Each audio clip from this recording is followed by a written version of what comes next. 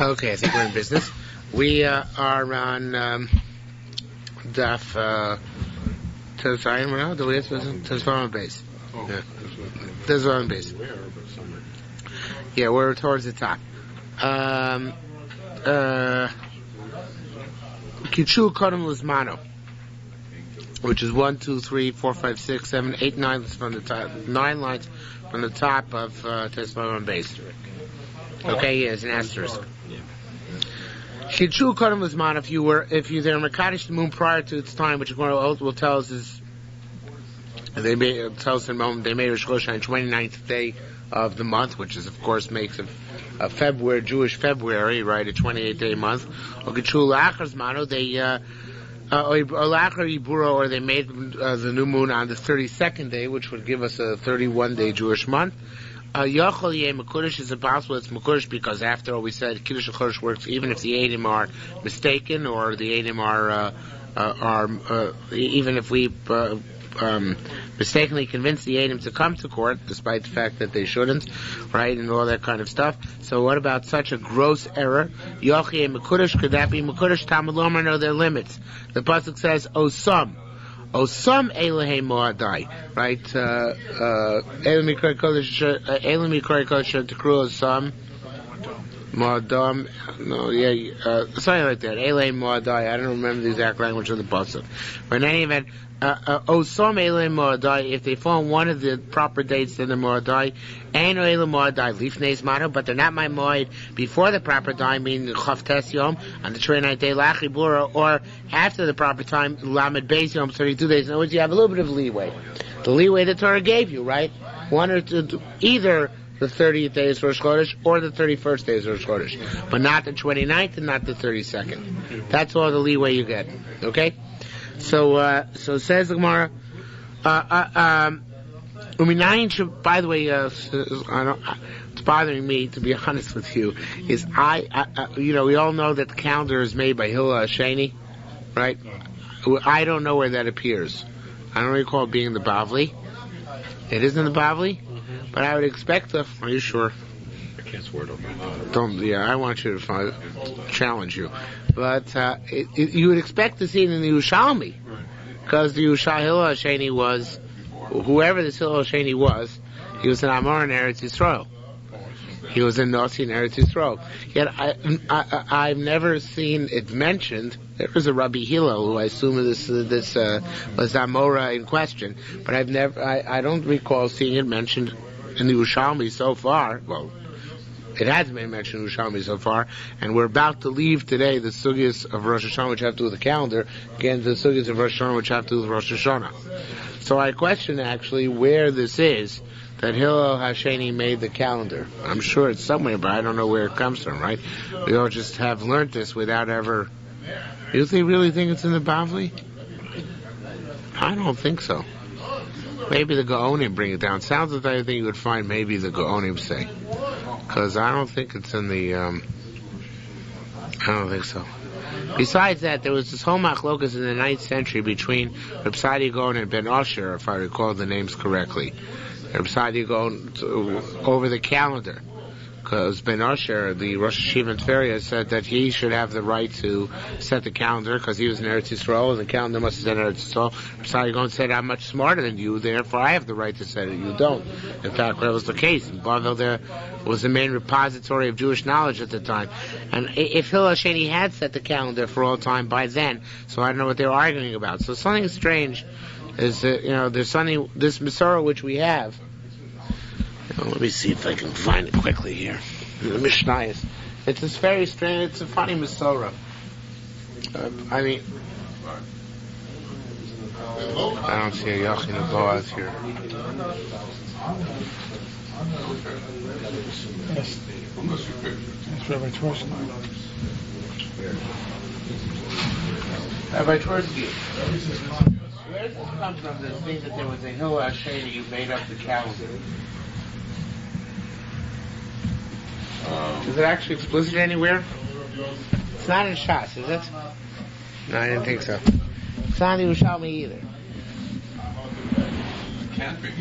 Why couldn't it be Yerushalmi? Hillel HaSheni was an Amor in Eretz Yisrael. It was the last of the Nasim. It's true, it will not be Yerushalmi. Why? Yerushalmi was completed long before Hillel was the How could that be? I assume after the Yerushalmi ended because of persecutions. Right. Right. This Hillel was about 150 years later after that. So he wasn't. He was during the time of the Amoraim in Bavel, but not during the time of the Amoraim in Eretz Yisrael. Rabashi's time, or someone on Rabbeinu Rabashi's later than Rabbeinu Rabashi's time, maybe the Rabbanan Saroy time, and Eretz Yisrael. He was there right before. How do we know all this? How do you know all this? I from history books, but Yeah. I got just listening to Rabbi Wein's series. He mentioned it also. It's a primary source, but yeah. I had known that also, that he was the last. So it was far later, actually, even than the Bavli. It could be later. He was, it was after Bayan Rov. Uh-huh. So I guess the only place it must be in the Gaonim then, because we have no. No, I'm saying it must be that we know of this person from the Gaonim, because. From the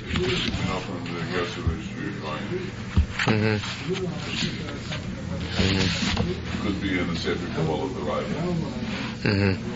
Okay, so there you have it. It's not anywhere in Shas Yerushalmi or Bavli.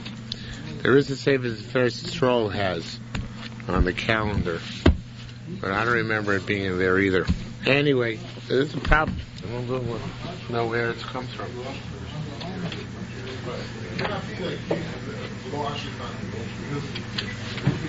Because the calendar must be set in Eretz Yisrael. You can't. There's a famous Rambam, Machlokas Rambam and Ramban. The Rambam, how Hillel HaSheni had the right to be Mekadosh Chodoshim for all time. So the Rambam says Itaka didn't. It's contingent on there always being a Jewish community in Eretz Yisrael.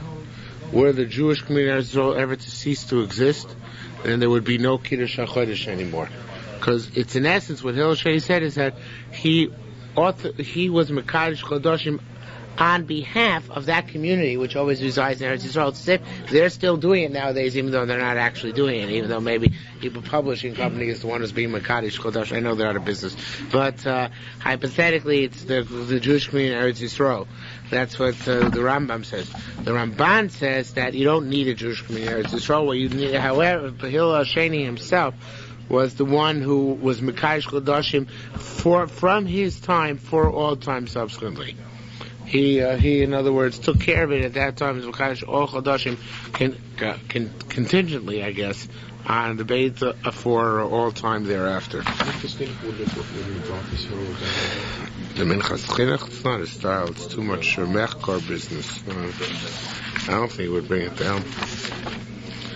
And when we announced Mevarchim Rosh Chodesh, we announced the Molid, it's for Yerushalayim. Well, yeah, and that's set because that every month we just make it 29 days, 12 hours and 793 halakim later.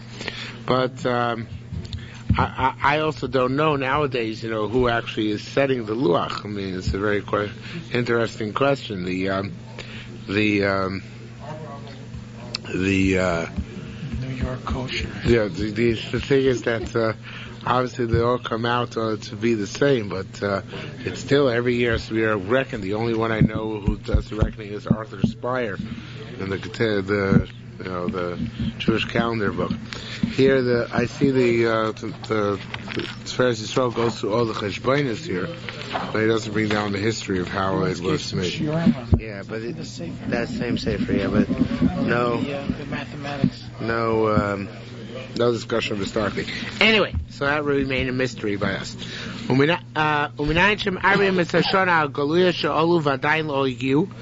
we know that you can make a leap year for Goluyos which are coming to Eretz Yisrael for Pesach and have not yet made it, so you give them an extra month to get there?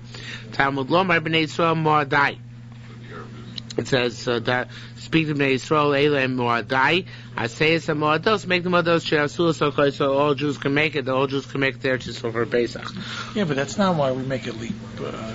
That's the Yerushalmi says that's one of the legitimate reasons. Yesterday we had weather-related reasons. Yes. But now he's giving Seasonal, a reason. But now actually for Aliyah Regel, right?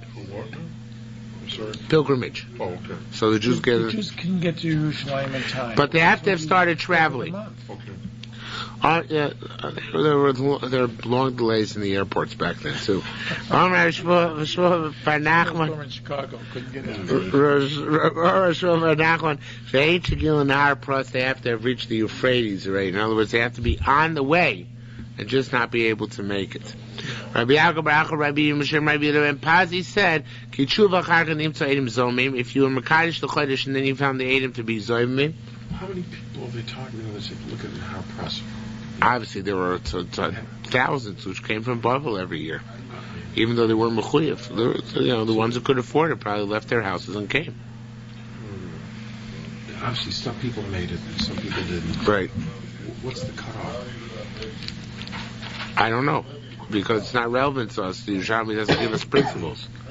I assume we're to be relevant, since already by the time of the Yerushalmi it's not relevant, so therefore they're not going to discuss it. What's the point? When she bought it based on Mikdash, so then people will figure it out, right? So I assume that's why they didn't discuss it.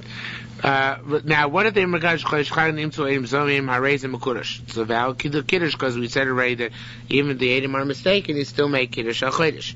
Come Rabbi Yossi and Rabbi Yehuda Pazi. So Rabbi Yossi got up to discuss Rabbi Yehuda and Pazi. Amalei, so he said, Ata Shamata min Avuchot Amilsa. Did you hear from your father, Rabbi Pazi? I guess this matter.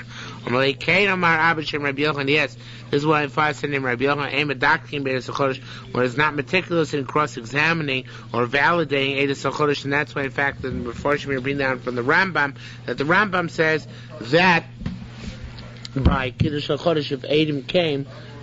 And now, you Mekadosh Chodesh, and now new Eidim came and want to make them Eidim Zomim, we don't listen to them. Even though it's entirely possible that they're correct. But again, as we said previously, we're not concerned so much. We need Eidim to activate Beis Din. Once really, then we're following our Cheshbonos. So therefore, we're not concerned. Even if they're Eidim Zomim, it doesn't bother us. We continue on our merry way. Also, the concept of Eidim Zomim, I mean, how would they be punished? There's no punishment that flogging. It's always. Yeah, we always flog them. Okay. You'll come to my market shiur in the afternoon. No, that's what we're learning now. They always flog them.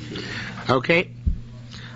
So it says, Basin Sharosa Horeg, a basin who saw a murderer. Now, this is telling about not a murderer. There's a murderer who got away.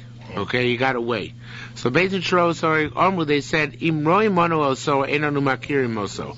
If we see him, we can't recognize him because he got away. We saw him from a distance. We saw an act of murder, but we didn't get a closer view of the murderer. So in that case, Lo Yu Orphan. They wouldn't do an Egla Rufa, even though they don't know who the murderer is. In general principles, if you don't know the murderer is, you do an Egla Rufa. Not in this case. Why?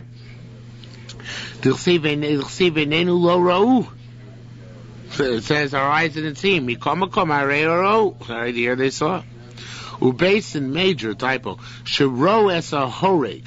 Now there are others who say change the gears to the Pnei motion and carbonate change the gears to ro es a harug. They saw the victim. But I'm not going to change the gears because the Ridbaz and the light and manuscript don't change the gears. So I'm just going to read it the way it is here. Ubesin sharo es horeg. They saw the murderer. So do they have to have testimony? So it says more yes. Istani tani yamdu kulam. Some say they all have to arise and give testimony elsewhere. I skipped. Those who say only two of them get up and give testimony in front of their fellows. And there are those who say Istani Tane, but Yamdu Kulam v'idam Mokom Acher. No, they cannot. Once they witness the crime, become Dayanim. Rather, they must all testify in another court. Okay? Because obviously we won't find this close. There are problems like they're not going to be able to find any merit to the fellow, so therefore they cannot they cannot split up, some of them be witnesses and some judges, they all have to go and become witnesses. Just like they argue here by murder, so they argue by Eidos HaChodesh. What is it? Says more, V'yakum Chad, V'yosiv Chad, V'yakum Chad, V'yosiv Chad. Ask the Gemara, why do the two people have to get up and serve as witnesses? Let one get up and then say his testimony and sit down and become a member of the court again. V'yakum Chad, V'yosiv Chad. And let another one get up and then become a member of the court again. In other words, each one should testify and then return to his place in the court. No, she'ein aid nase dayan. A witness cannot become a judge. It's general principle. We pass by Doraisas, a witness cannot become a judge. By the Rabbanan issues, a witness can become a judge. Aid nase dayan. Rabbanan will not machmir so much. But in the Doraisa, an aid cannot become a dayan. You simply can't serve as a judge. Okay? However, now there seems to be a few words missing here. It really should say, a dayan can become an aid, but the reverse works like the found case. Rav Huna no testimony about a certain individual. So this individual nevertheless had the brazenness to come in front of Rav Huna as a judge, and he denied that which Rav Huna knew was for certainty to be true. Rav Shua Yitzchak said to the litigants, begin that Yoda, the Rav Huna Barnosha Rabbah, despite the fact that you know that Rav Huna Barnosha the Great knows testimony against you, you're brazenly denying that point in front of him. Suppose he goes and testifies against you in another court. Now, right now he's sitting in judgment, but he might become a witness against you. So Rav Huna said, can I do that? Meaning, once I sat in judgment as a dayan, can I revert to being an aid? Can I, so to speak, go down a notch? Amar Leiser Rav Shmuel bar Rav Yitzchak said, yes, you can. In that case, for sure, Rav Huna Garmei Min Ahudina, Rav Huna released himself from sitting in judgment on that case. Va'asil va'asid oloi, and he went to testify. This individual kumei based in the court in front of another court. So you see, although an aid cannot become a dayan, you can't upgrade. A dayan can become an aid, you can't downgrade. Okay? Says more, Kara arar achasimas yedei edim. Achasimas yedei dayanim. What if somebody was complaining about a document which was presented against him, and he said that the witnesses are forged, or the dayanim who signed a certification of the shtar, right? The edim sign as witnesses. The dayanim sign as certifying the shtar to be true. But so a guy complains against the dayanim. Rabbi Bobashem Ravida said, "What's the kind? You have either option. Like it's what's the kind ksav yada edim because ksav yada edim mekayim. You want to sustain the signatures of the witnesses by bringing comparable documents which are known to be good and which they sign. You're allowed to. That ksav yada dayanim. You want to sustain the signatures of the judges in order to sustain the certifications document mekayim. That works as well. Vani Omer. And he says a very big chiddush. Afilu be'ed echad, afilu b'dayin echad, mekuyim. But you don't need mekayim both witnesses or all three judges. If you mekayim one aid and one dayan, that's as if you have two aidim, and that works. Okay? Because then the dayan becomes an aid. The same thing we said. The dayan now becomes an aid on the document. Okay? Came back to chiddush chodesh. In the days of Rabbi Avo, Asun Boy Meimar Goalenu, the Shluchim who came from Eretz Yisrael, the emissaries, were supposed to say, now according to the way the commentator means it, they were supposed to say a code word Goalenu. And instead, they muffed it up, Armin Gula Seinu. So the Kiblun, he accepted them because that was close enough. Right? And not exactly close enough, so they made a mistake. The Moshe said he wanted, Moshe's interpretation I don't think is as accurate, but it's an interesting one. He says he wanted to make the Dayanim take the Shluchim make a Shvuah. to mention the name of God in context of testimony, but he didn't want to make the take an explicit shvuah, so he said that say Golenu Hashem Tzvako Shemo, which is, saying Hashem's name and invoking God's name in vain would be a severe thing for them. That was to ensure that they were saying the right thing. So they said instead of Golenu Hashem Tzvako Shemo, they said Go Gula Seinu.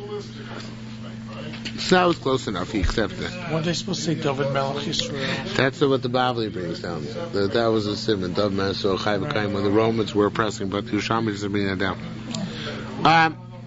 Says Umar the Kiblun, they were accepted. B'yomid Rabbi Brechi shtatkun. Tez Rabbi Brechi shluchim came and they became silent. They became mute.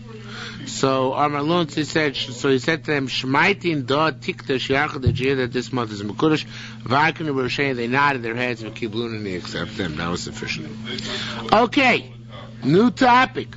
Kol hashofars ksherim all shofaros are ksherim for Rosh HaShanah. Chutz mishal parah, except for the shofar made out of a cow. Mimneshu karen, because it's not a shofar, it's a horn. Rabbi Yosef lo kol shofar stiku karen, all shofars are called horn. Shneimar, it says vayom imshoch b'karen hayovel. It will come to pass when you hear the blowing of the karen, of the horn of the yovel. The yovel is of a deer. Kisham achem is called shofar. When you hear as it continues supposed to say, when you hear the voice of the shofar, so we see a shofar is called a karen. So what's wrong with the karen of a parah? So they wanted to say at first, Rabbi Yossi doesn't argue in practice, he just argues in etymology, what the word karen means. So it says more, it's not true. Ashkach is tani, they found the Brisa that says Rabbi Yossi machshir b'shal parah v'chachim poslim. There's an explicit machlokus. Rabbi Yossi said you're actually Yotzi with a shofar of a cow. Chachim say you don't. My time Rabbi Yossi, what's the logic of Rabbi Yossi? Vayim mishoch b'karen hayovel.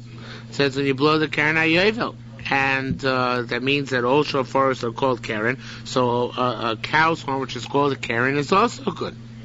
My time Rabbanan, what's like Rabbanan? Vatitabla Hashem Yishor Por. It says it'll be better for God from the first ox ever created, the ox which was a bull, Makrin Mafris, which was Makrin.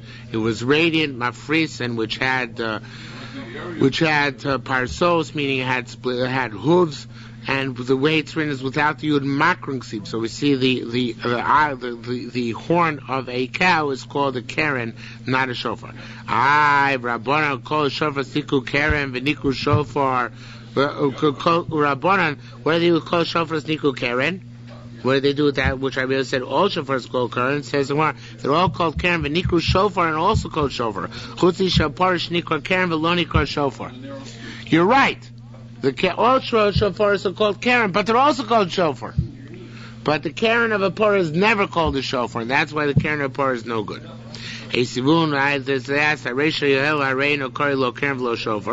What about the is that what it is? An ibex? What about the ibex horn? Which is a valid shofar. It's not called karen nor a shofar. So, Mike Dune, what do you say about that? Right, that we know we can use the ibex horn. So there's what Rabbi Levi. It's like Rabbi Levi said, Shani Yisha ain't Kategor Nasa Sanego. The truth is, we would allow a karen parah. Maybe. But now we have as far as that a prosecutor should not become prosecuting attorney should not become a defense attorney, right? Because we know that the part of the egel was the egel azov, right? So therefore, since we have that svara, coupled with the fact that a karen parah is never explicitly called a shofar, so we reject it. We're a karen parah called explicitly shofar, so that would override our problem of enka tekor nas sanegor, that the prosecutor cannot become a defense attorney. But since it never calls explicitly a shofar, so therefore we remain with that problem of not using that which prosecuted us as a defense. Now by a karen yoel, it's true it never says by the ibex horn that it's a shofar, but it doesn't have the problem of kategor nas sanegor, so therefore we default down to the assumption that it is valid. The Gemara doesn't mention the ram's horn being the symbol of the Kedas Yitzchak? It might, but not yet. Not in what we're going to see tonight. Who knows what tomorrow night shall have in store for us? I think the Bavli mentions. Yes, the shadow, right? The Bavli mentions that. What? Does the Bavli mention? I think the Bavli does mention Akedas Yitzchak, yes. I have a story, whatever you Shofar Rosh HaShanah Shiur Pasha. The Shofar Rosh HaShanah should be from an ibex and it should be straight. Upiv mitzupazav, and its mouth may be covered with gold. Ushtei chatzotzos min hatzdonim, and when they blew in the base of Mikdash, they would blow it with 2 trumpets on either side of the shofar. Shofar Marach, the shofar would be an extended sound. The chatzotzos mekatzos, and the trumpets would be an abbreviated sound. Shemitzah yom shofar, because the mitzvah days actually use a shofar. Rabbi Yehuda said, why would they use a straight shofar? Because they shifted to libam b'tshuva, in order to straighten their hearts out with tshuva. It was symbolic. If they cover the shofar from the inside with gold, it's possible because then you hear the sound of gold, not the sound of shofar. If it's the outside kosher. What if you made a mouthpiece of gold, or it had a thicker tone, because you covered it with so much gold it actually changed the substance and the vibration of the shofar. So then possible, that is possible. Now getting back to our Mishnah. An interesting thing our Mishnah tells us. Our Mishnah says that if you have the chatzotzos below simultaneously with the shofar, the reason you go to the shofar is because the shofar's sound extended beyond the sound of the chatzotzos. It lasted longer. So it says we're based on if you heard part of it Tkiyah from somebody who was not blowing the same Tkiyah shofar, but only for practice, only then lo yotze, only then did you not yotze, because he was a misatze, he wasn't doing the shem mitzvah. But if you heard part of a blast, let's say there was a blast of shem mitzvah and you only heard part of it, so you yotze, because that's what it says in our Mishnah, because the first part of the blast was drowned out by the chatzotzos. But since the last part of the blast was heard clearly, so you yotze with that. Now, who's blowing chatzotzos on Rosh Hashanah? The Levim, I assume. Earlier, the Kohanim blowing the chatzotzos. It was the Kohanim blowing the chatzotzos? Maybe right. Maybe chatzotzos or not. I think you're right. Chatzotzos were the Kohanim. I think you're right. I take it back. Kohanim. Vaheda Amra, what teaches us this? Taka Rishona, let's say you blew a Tkiyah, Umashach B'Shnei and then you extended it for a second one, as if it was 2. Ein V'Yadar Al-Achas, you only get 1, right? But you do get 1, right? So we see that 1 is considered, and that means even though only half of the sound technically was okay, because you tried to make 2 sounds out of it, but that half a sound is sufficient. Rabbi Abba Zmina B'Shem Rabbi Zir said, "Afil achas ein biyado." Sometimes you don't even get 1. Why? But let's say, for example, you wanted to do the last tkiyah in the first line of Tashrat and the first tkiyah in the second line together. You're not yotze either, according to Rabbi Abba Zir. I don't think we paskin like him. I think we paskin you are. They can divide into 2, but he holds you can't divide it into 2. Why is that? Lama Rosha Gabi Sofa Mitzdaref. The first one is rendered unfit. The first part of the blow is rendered unfit by the last part of the because the first part of it was supposed to be the end of the first row, but you mixed in that sound with the beginning of the second row, right? The Sofa Gabi Rosha Mitzdaref, and vice versa.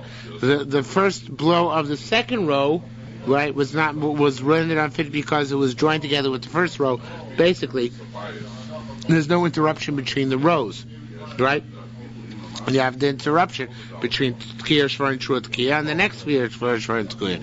Row, I should mean sentence, line, whatever you want to call it. So Lo Rosh Yislo Sof, Lo Sof Yislo Rosh. So the end does not have a beginning and the beginning does not have an end, so you're not Yotze either one. Okay? But I believe we pass you are Yotze at least 1, maybe even 2. I think that we pass an extended Tkiyah can be divided into 2, not like him. So it would actually be like a Tkiyah de Gedolah. It's just one long Tkiyah, but... Well, right, but that for sure is only intended to be Yotze one of the Tkiyos, right? But the question whether Yotze both Tkiyos, and see, I think you are, if I remember correctly. With Tanios, on a tiny Shoschaim, you would blow with a ram's horn. Kefufin, and it would be bent, like ours. Pimatzupa Kesem would be covered with silver. And this time, you would have the shofar on one end, or 2 shofars on the ends, and 2 chatzotzos in the middle. Shofar mekatzer, the shofar would be abbreviated. Chatzotzos marichos, and the chatzotzos would be extended. Shemitzah yom chatzotzos, because the mitzvah day was to blow the chatzotzos. Rabbi Yehuda said, why was that of a tinus bent? In order that they should subjugate their heart, what's the word? Subordinate their heart, I guess, in davening. Kumi Rabbi Shimon Levi, Yerushalmi ben Levi, in front of Rabbi Shimon ben Levi, we're talking about Tanis, so they used to blow shofar on the Tanis, even when there was no Beis HaMikdash, which seems superfluous because it says the mitzvah of the day is Chatzotzos, right? And we own Chatzotzos only in the Beis HaMikdash. So Rabbi Yosef boy Yiskun Kumi Chatzotzos. Why didn't they blow also the Chatzotzos in front of him once he's blowing a Tanis? Shmi didn't hear the Tani that which you learn Chatzotzos per Mikdash ben Chatzotzos b'Gvulim. The only Chatzotzos in the Beis HaMikdash and no Chatzotzos beyond the Beis HaMikdash. Now, the V'yispalu fun of Esrim Ba'arba. The word V'yispalu sounds like a question, but it's really a statement. It's like V'yispalu. They daven for Yerushalmi ben Levi 24 brachos Shemona Esrei. As you know, in a Tanis you add we had just Anenu, but in a true Tanis Tzibur you add 6 additional brachos. Okay, so he did on the Tanis 24 brachos. Kiadah, similarly, Rabbi Yochanan mispal b'Tisha B'Av Esrim Bar. Rabbi Yochanan on Tisha B'Av 24. However, Mafkilu Tamidei, after he did it, he had second thoughts. And he told the students, "Lo telfo minei ha," they know if they don't learn this from me. The Tzrichole, because I have a question. Evahu or Tanis Tzibur? What is Tisha B'Av? Is Tisha B'Av so severe because it is Avelus, or so severe because it's Tanis Tzibur? If it's a Tanis Tzibur, so then you should daven 24 brachos in Shemona Esrei, because that's the nature of Tanis Tzibur. But just because of Avelus, then it has nothing to do with the regular Tanis Tzibur, and you shouldn't have brachos in Shemona Esrei. Rabbi Yosef b'Shem Yerushalmi ben Levi said, "Ain't no Tanis Tzibur." Tisha B'Av, Avel. What kind of communal notion do we have of Avel? Only Tisha B'Av. We don't wear leather. We sit. I'm just trying to understand. It's not Inui Nefesh. It looks the same like Inui Nefesh, but it's not. We're just trying to understand. A Tanis Tzibur, you're supposed to afflict yourself. What's that? Tanis Tzibur, afflicting yourself because of tshuva. Tisha B'Av, afflicting yourself because of Avel. Inui Nefesh, affliction. Tisha B'Av, afflicting because of Avel. The nafkamina would be in the Tfilos. Because the Tfilos are in order to do tshuva, so then you're going to have additional supplication. If you're just being misabel, so what's the point of additional supplication?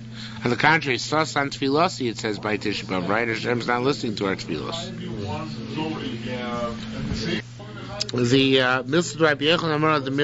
The words of Rabbi Yochanan tell us that it is a Tanis Tzibur, because it says Rabbi Yochanan used to daven the Elah on Tisha B'Av. It says he used the Yochim Mispal Arba, right? 4 tefillos, additional tefillah of Ne'ilah, which we don't do. So it sounds like that makes it Tanis Tzibur, so he should also say 24 brachos. Now, Lo Amar Ela Arba. He said to daven Ne'ilah, Chavdal Lo, but not 24 brachos. Which makes sense, just according to what I heard from Rabbi Yosheber, is that the afternoon of Tisha B'Av it already becomes a Tanis Tzibur. And that's why by the afternoon you read Vayichal. In the morning we read Asofas Yifeim, not that's the Haftorah, or even Oshantem Ba'aretz, from Vazinu. It's all about the destruction. And it's in the morning it's like a Mesel Muta Lefona, they're not velus, but in the afternoon already they're elements of a Tanis Tzibur. So Ne'ilah is an element of a Tanis Tzibur which comes in the afternoon, right?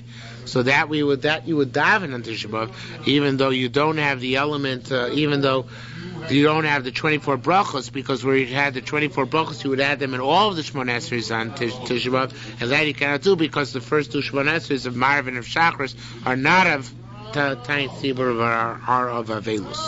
Okay? Is there a question someone answer? Yes. Okay. I'm not sure what my question is, but whatever it is, it's okay. Shabbat Yovel Rosh HaShanah. Yovel is like Rosh HaShanah, Litkia Ula Brachos, in terms of Tkiya Shofar, in terms of Brachos. They used to do the same Tkiya, and they used to do the same Brachos in Shemona Esrei, Musaf, the long Shemona Esrei. Rabbi Omer Rosh HaShanah Tokim Shel Schorim B'Yovel Shel Ye'elim. Rabbi says,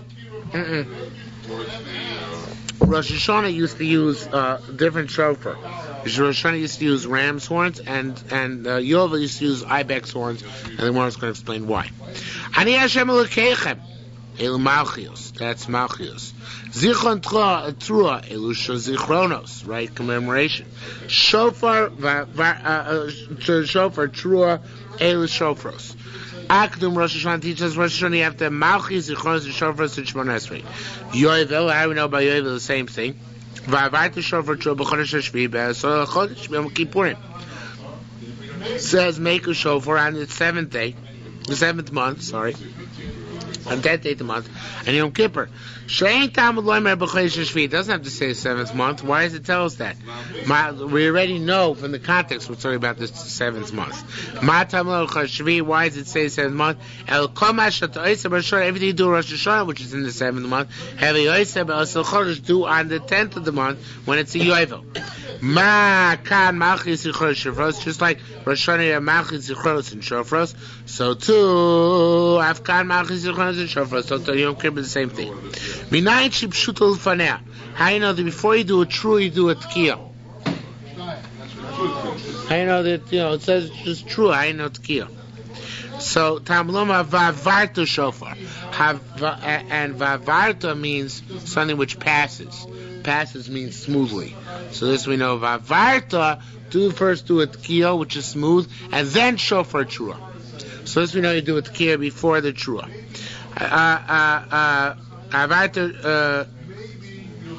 Tamlo Vavarta shofar, 9 shipshulach, right? Do the new tkiyah afterwards. Tamlomer taviru shofar. It says taviru shofar and taviru again is smooth. And that's after the trua. So you have tkiyah, trua, tkiyah, and yovel. These specifically are yovel. Akdum yovel.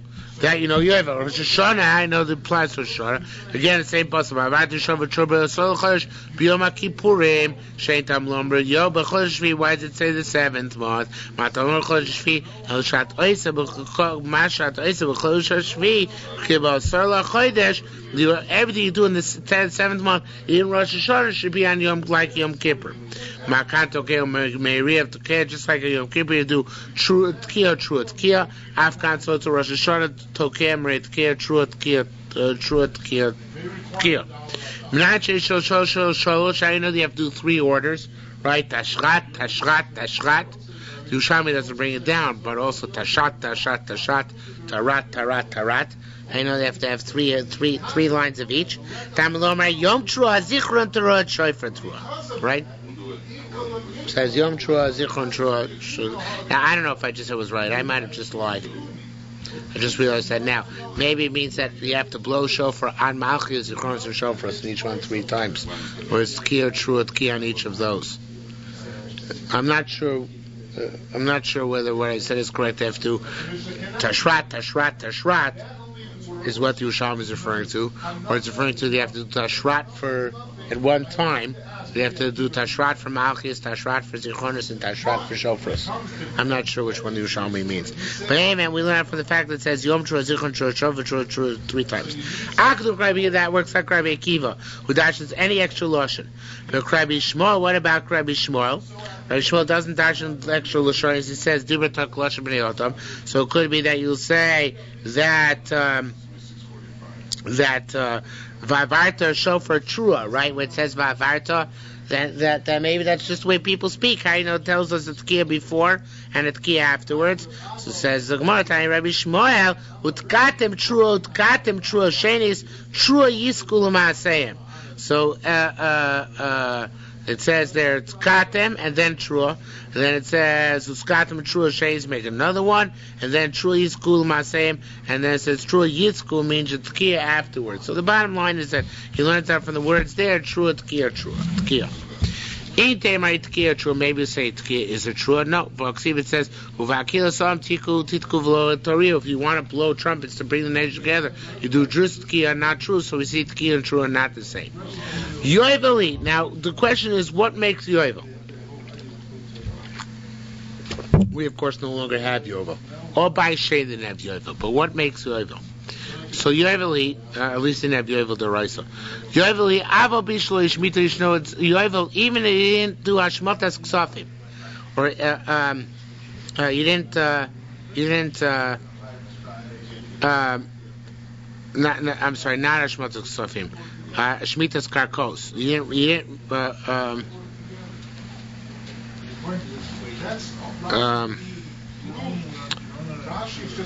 this is not, even though Yovel is a Shemitah, now the plan, what he means is even though you didn't return the lands, because every Yovel is supposed to return the lands to their original owners, right? The ones who had them when they entered the land of Israel. So even if you didn't do that, Al Bishlo Shemitah, Al Bishlo Tokah B'Shofar, it's still Yovel. Or the Shemitah aspect, Yovel, because in the other Shemitah aspect, they're now allowed to work the lands. But what makes it Yovel? At least you have to send away your slaves. Tamulom Rahi Divi Rabbi Yehuda. Rabbi Yehuda, no. Yovel, it's Yovel, Al Bishlo Shemitah, even if they didn't give back the lands, Al Bishlo Shiur Chavodim, even if they didn't give back the slaves. Send the release the slaves. Or Yoch Al Bishlo Tokah B'Shofar, if it's a Yovel, even in blow shofar, Tamulom again, it should be he. No, you need one of the terms, and he said Tzkiya shofar. Rabbi Yisrael said, I'll prove this to you logically. That shofar which is necessary. Say to a pasuk says need the shofar to make a yovel. The cost of says you need send away your body take and make yovel. Why do I say it can be yovel? Even don't send away slaves only to blow the shofar. You can make yovel without sending away your avodim. You can't make yovel without the shofar. It's a very strange line. Why not? So the Mashbiach gives a beautiful interpretation. He says, what does the word Yovel mean? Jubilee. Really, what does it mean? That's the English translation. A Yovel means a shofar. Yovel means shofar, yes. We had in the mission. We had... That's a sound. No. No, We had it wrote was before. the animal. So you said was. For Yom Mishach B'Keren HaYovel, B'Halacha Beis. Keren HaYovel means a shofar, right? The Korban Eder brings down a Yovel is a term for a ram. It's a synonym for a synonym for a ram. So therefore, the word Yovel, yes, means jubilee. But it comes from the word, I know, but it comes from the word ram. So from this you see, you have to blow a ram's horn in order to make it a yovel. So that's why I say it's an impediment. Okay? Another interpretation, another reason why shofar should be what's necessary. T'kiya shofar, t'kiya t'liya bebesin. Who blows shofar on Yovel? Besin blows shofar. Shluach havai tolei b'chol adam. Shluch Havanim, every person that send away the slaves, you can't make attention to sending away the slaves, because that's not up to, nobody can police that. I mean, you can try, but that's up to individuals. But Kiyah Shofar, that basin can do that, that basin can be responsible for.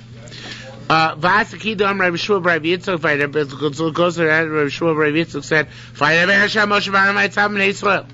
Moshe Hashem said no Sharon and commanded them in Israel. Amativ when he commanded do a parshas do a chavodim. This is an amazing statement, Rabbi Say. It should wake you up. Where's this pasuk Shmos Vav? That means it's in the first. It's in I forget if it's Parshas Shmos or Parshas Vayra.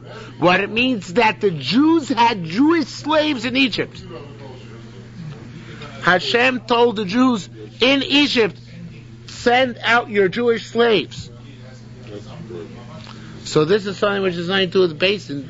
Jews are told, don't keep Jewish slaves. See that? Again, the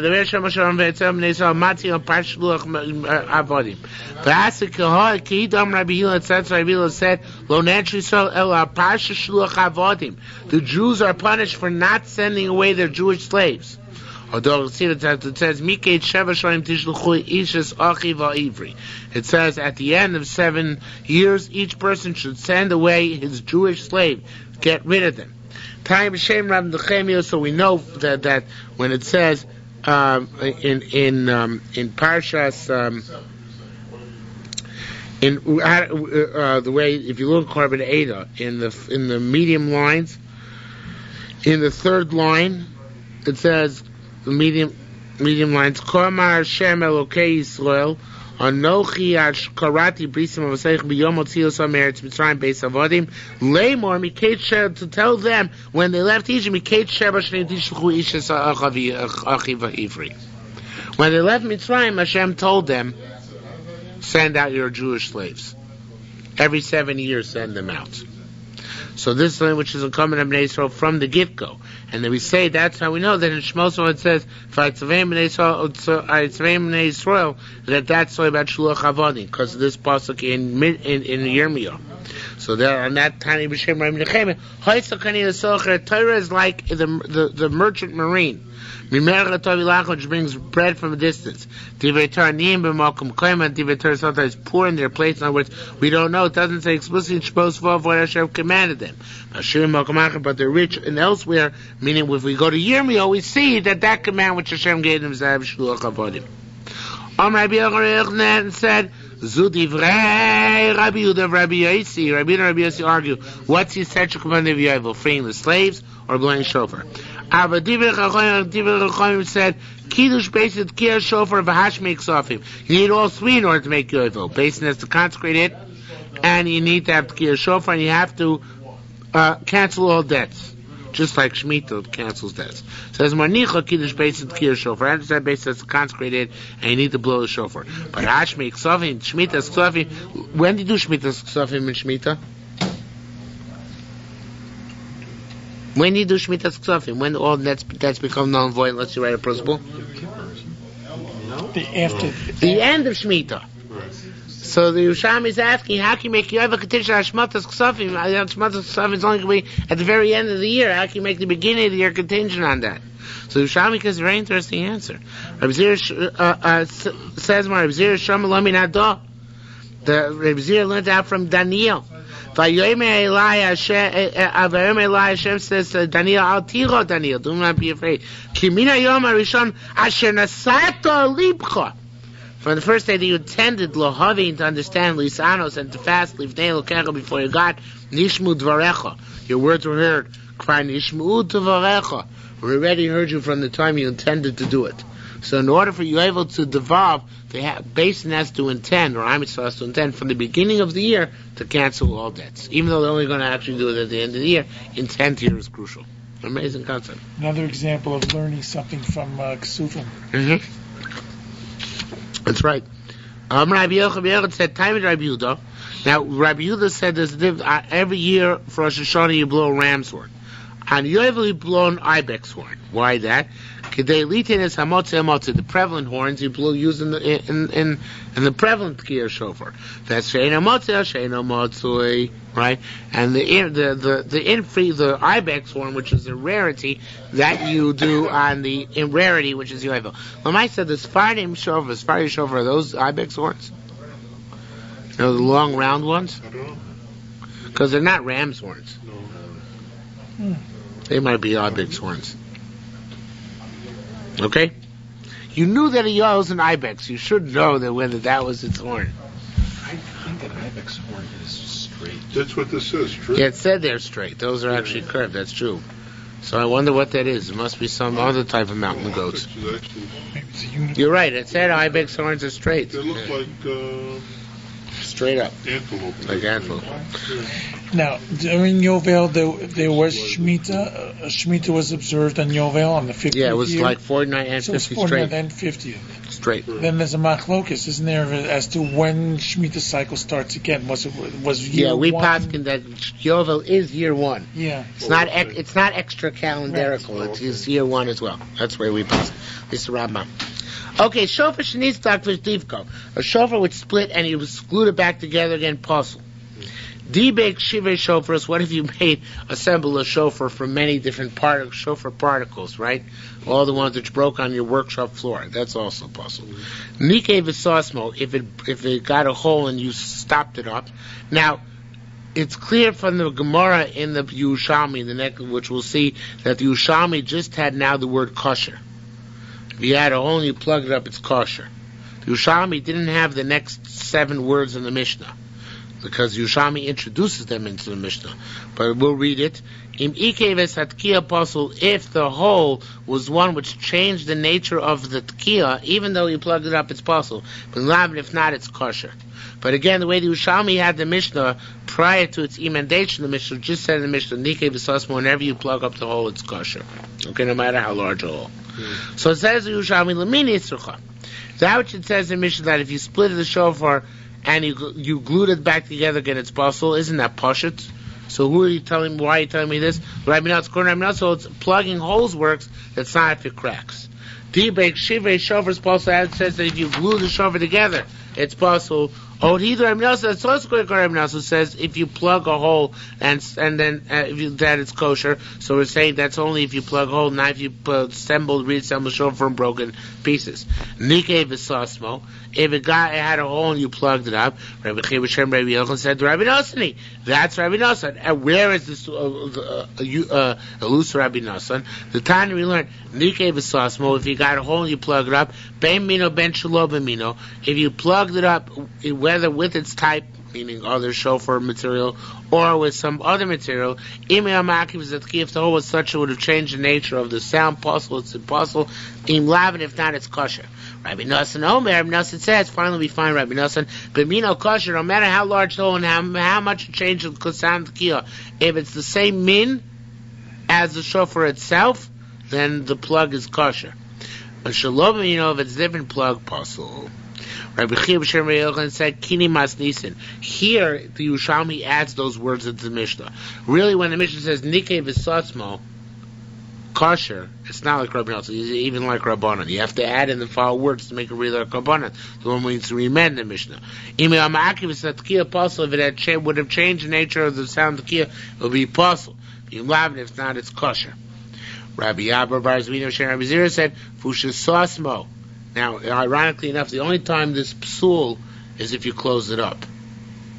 Because if you close it up and try to fix it, then that's no good. If it was a sound which is different, if in the meantime, if when it was open had a different sound than it originally had, right, and you left it open, that's okay, because it's like a new shofar. But if it was when it was open and had a different sound, and then you plugged it, so you tried to restore it to its original shofar, it's nishtahin nishtaher, right? It's not the new shofar, it's not the old shofar, right?